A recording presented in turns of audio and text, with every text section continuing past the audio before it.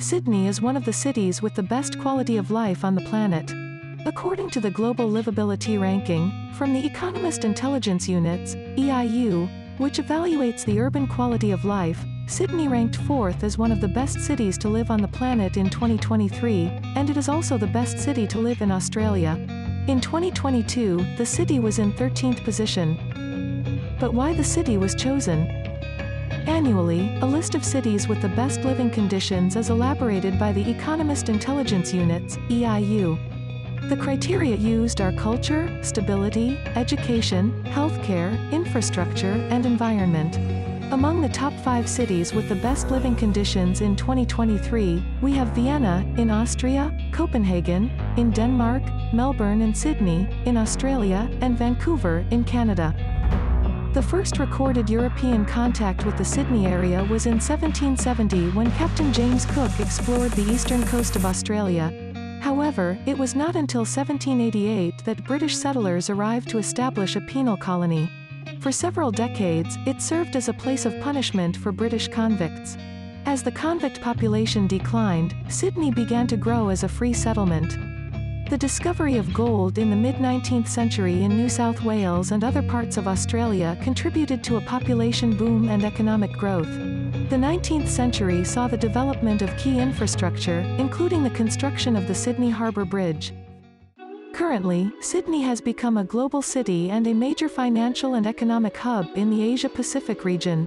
Its skyline is dotted with iconic structures like the Sydney Opera House and Sydney Harbour Bridge. The city is known for its cultural diversity, with a vibrant arts scene, numerous museums, and a wide range of culinary experiences reflecting the multicultural nature of its population. In Australia, primary and secondary school training is mandatory and takes place for ages 6 to 16. For senior secondary school, it is necessary to have 2 more years of study. The Australian Qualifications Framework, AQF, has 10 levels and, in this system, students have flexibility in their choices and can transfer from one level of study to another. Sydney is home to several prestigious universities, contributing to its status as a major international education hub. Established in 1850, the University of Sydney is Australia's oldest university and is consistently ranked as one of the top universities globally. Founded in 1949, University of New South Wales or UNSW is a leading research-intensive university with a strong emphasis on innovation and entrepreneurship.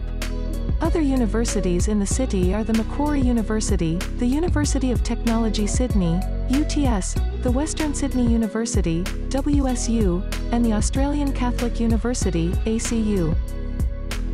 Before continuing, don't forget to subscribe to the channel. This is very important so that we can make new videos for you. The healthcare system in Australia, also known as Medicare, is considered one of the best in the world by the WHO. It guarantees coverage for all Australian citizens and is funded in part by the Australian government and by a discounted rate of 2% of Australian income. Much of the medical care needed by citizens is covered by Medicare, and it is also possible to get medicines at a lower price. If the doctor doesn't work through this system, you can request part of the consultation money from Medicare. Sydney, as a major global city, has a well-developed and diverse transportation system that includes various modes of public and private transportation. Sydney Trains operates an extensive suburban and intercity rail network. The City Rail system connects the central business district with suburbs and satellite cities. The Sydney Metro, a newer addition, provides rapid transit services on separate tracks. Buses are a vital part of Sydney's public transport system, serving areas not easily accessible by train. The State Transit Authority, STA, and various private operators run bus services throughout the city and surrounding suburbs. Sydney's iconic harbour is served by a network of ferries, connecting key locations around the harbour, such as Circular Quay, Manly, and Parramatta. The Opal Card is Sydney's integrated ticketing system, used for trains, buses, ferries, and light rail. It offers seamless travel across different modes of public transport with integrated fare pricing. Major highways connect the city with surrounding regions. However, traffic congestion, especially during peak hours, is a challenge. Sydney has been working on improving infrastructure for cyclists and pedestrians. Dedicated bike lanes and walking paths have been developed to promote active transportation and reduce reliance on cars.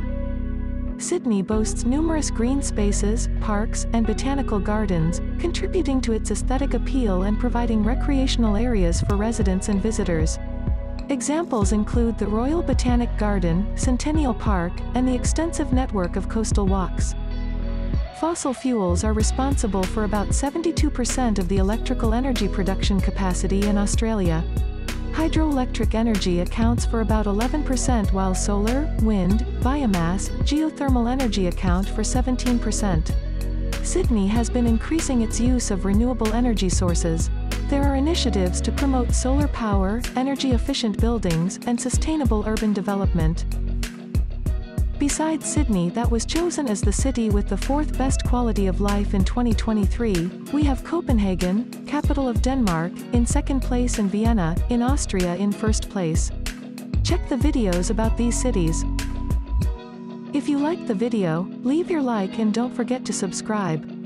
This is really important for the channel.